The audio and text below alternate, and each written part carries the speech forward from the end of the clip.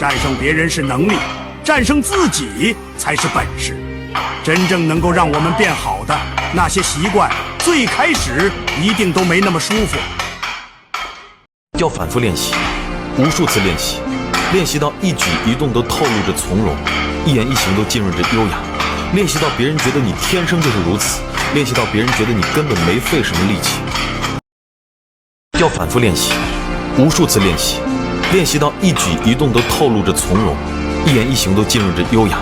练习到别人觉得你天生就是如此，练习到别人觉得你根本没费什么力气。